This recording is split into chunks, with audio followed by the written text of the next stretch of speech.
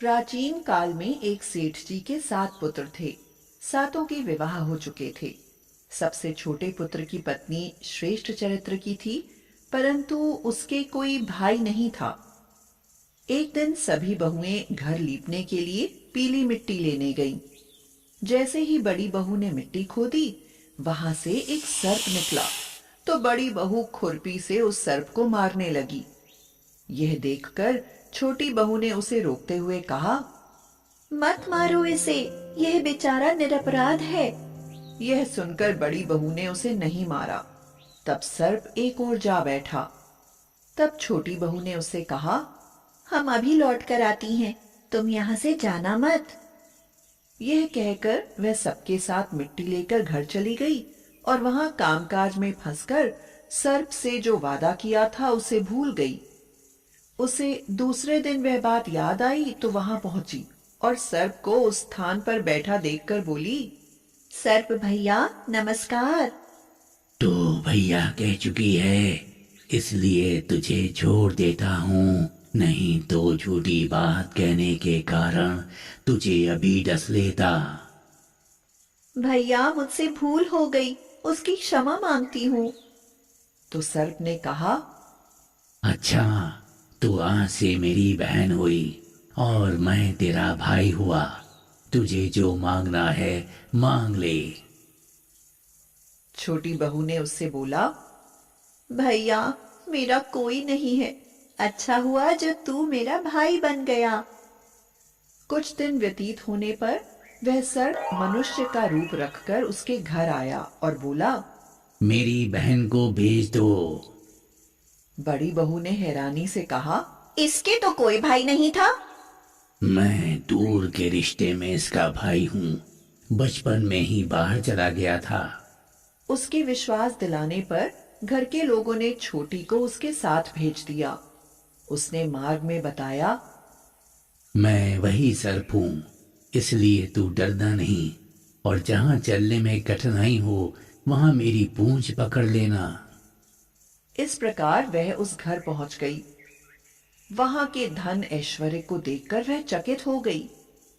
एक दिन सर्प की माता ने उससे कहा, मैं एक काम से बाहर जा रही हूँ, तू अपने भाई को ठंडा दूध पिला देना। उसे यह बात ध्यान न रही और उसने गलती से गर्म दूध पिला दिया, जिससे सर्प का मुंह बुरी तरह जल गया। यह देखकर सर्प की माता बहुत क्रोधित हुई, परंतु सर्प के समझाने पर वह शांत हो गई। तब सर्प ने कहा, बहन को अब उसके घर भेज देना चाहिए। तब सर्प और उसके पिता ने उसे बहुत सा सोना, चांदी, जवाहरात, वस्त्र भूषण आदि देकर उसके घर पहुंचा दिया। इतना ढेर सारा धन देखकर बड़ी बहू ने ईर्ष्या से कहा, भाई तो बड़ा धनवान है, तुझे तो उससे और भी धन लाना चाहिए। सर्प ने यह वचन सुना तो सब वस्तुएं सोने की लाकर दे दी। यह देखकर बड़ी बहू ने कहा, इन्हें झाड़ने की झाड़ू भी सोने की होनी चाहिए। तब सर्प ने झाड़ू भी सोने की लाकर रख दी। सर्प ने छोटी बहू को हीरे मणियों का एक अद्भुत हार दिया था।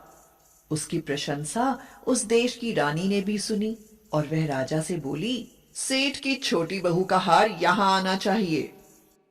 रानी के कहे अनुसार छोटी बहू का हार उन्हें दे दिया गया। छोटी बहू को यह बात बहुत बुरी लगी। उसने अपने सर्प भाई को याद किया और आने पर प्रार्थना की, भैया रानी ने हार छीन लिया है, तुम कुछ ऐसा करो कि जब वह हार उसके गले में रहे तब तक के लिए सर्प बन जाए, और जब वह मुझे लौटा दे तब हीरो और मणियों का हो जाए। सर्प ने ठीक वैसा ही किया। जैसे ही रानी ने हार पहना, वैसे ही वह सर्प बन गया। यह देखकर रानी चीख पड़ी और रोने लगी। यह देखकर राजा ने सेठ के पास खबर भेजी, छोटी बहू को तुरंत भेजो। सेठ जी स्वयं छोटी बहू को साथ लेकर उपस्थित हुए। राजा ने छोटी बहू से पूछा, तूने क्या जादू किया है? मैं तुझे दंड दूंगा। छोटी बहू बोली, राजन धृष्टता क्षमा कीजिए, ये हार ही ऐसा है कि मेरे गले में हीरों और मणियों का रहता है और दूसरे के गले में सर्प बन जाता है। यह सुनकर राजा ने वह सर्प बना हार उसे देकर कहा। अभी पहन कर दिखाओ। छोटी बहू ने जैसे ही उसे पहना वैसे ही वह हीरो मणियों का हो गया। राजा बोले, ये देखकर मुझे विश्वास हो गया। मैं तुम्हें ये मुद्राएं भी देता हूँ। छोटी बहू अपने हार और मुद्राओं सहित घर लौट आई। उसके धन को देखकर बड़ी बहू ने ईर्ष्या के कारण उसके पति को सिखाया। छोटी बहू के पास कहीं से धन आया है। यह सुनकर उसके पति ने अपनी पत्नी को बुलाकर कहा। ठीक ठीक बता कि ये धन तुझे कौन देता है। तब वह सर्प को याद करने लगी। उसी समय सर्प ने प्रकट होकर कहा, यदि मेरी धर्म बहन के आचरण पर संदेह प्रकट करेगा तो मैं उसे खा लूंगा। यह सुनकर छोटी बहू का पति बहुत प्रसन्न हुआ और उसने सर्प देवता का बड़ा सत्कार किया।